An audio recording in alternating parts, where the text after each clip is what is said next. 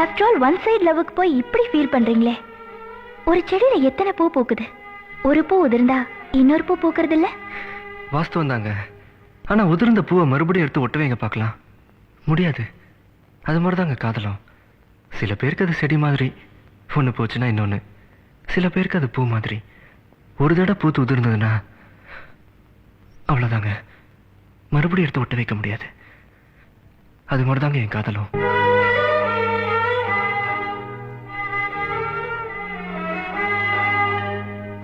இதுதான் உங்க பதிலா? இல்ல, இதுதான் என் முடிவு. இந்த முடிவு உங்களுக்கு வேணா சோகமா இருக்கலாம், ஆனா இந்த சோகம் கூட எனக்கு சோகமா தான் இருக்கு.